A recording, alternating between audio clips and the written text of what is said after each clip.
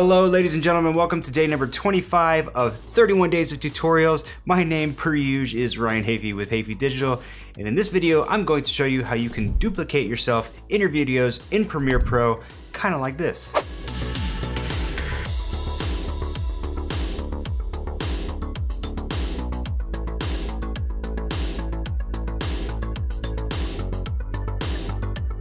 It's a pretty cool effect, right? And it's super easy to do in Premiere.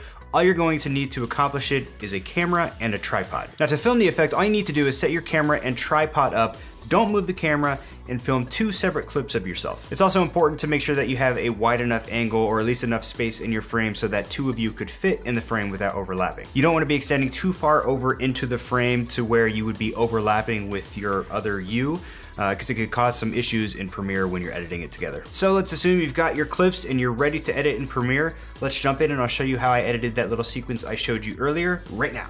So I've got a fresh sequence open in Premiere, and over here on the left side of my project panel, I've got the original clip that I took. In my case, I just took one long clip that I separated out into the two parts that I need for the effect. So what I want to do is open the left clip in the source monitor here. I'm going to go ahead and drag the video down into my timeline. I didn't record any audio for this, so I'm just using video. What I want to do is scrub through until I find where I want the right clip to begin, and I think it was right about where I get to the table or so. So now let's go over, double click on that right clip and bring this up and drag this on top of the left clip. Now if I play this back from the beginning, you'll see that I come in from the left side there, and then I disappear as I come in from the right. That's obviously because it's just one clip overlapped over the other. So to make sure that both me's are visible in the frame at the same time, I need to do some masking on that top clip. So let's click on the right clip. I'm gonna go up to Effect Controls, and I'm gonna draw a mask. Now you could draw a mask with the pen tool. In this case, the mask that I'm gonna draw is just gonna go straight down the center of the frame. So I'm gonna start with this square mask here, and you can already see what's happening. But I'm gonna go ahead and just drag it so that it fits right down the center of the frame. Extend this out here, and out here.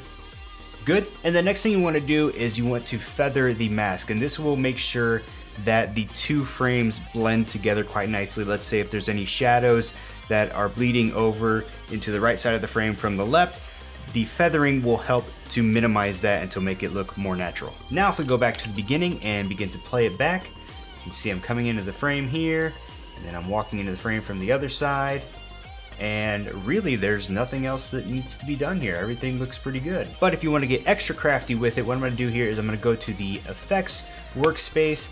I'm going to select both of these clips. I'm going to right click and nest these. And now I'm going to go over to my effects panel here. I'm going to go into my presets, and I'm going to grab a fake handheld motion preset, which I got from cinecom.net.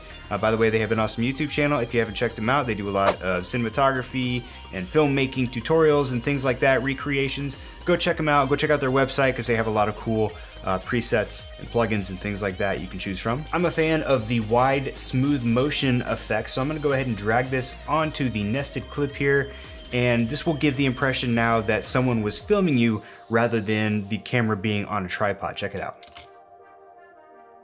You can see some of the motion there. And there you go. It doesn't get much simpler than that. That is how you duplicate yourself in a video in Premiere Pro. I hope you found this helpful and creatively inspiring, and if you did, hit like on this video, share it with a friend if you feel so inclined, and come back and see us for day 26 of 31 days of tutorials. Goodbye.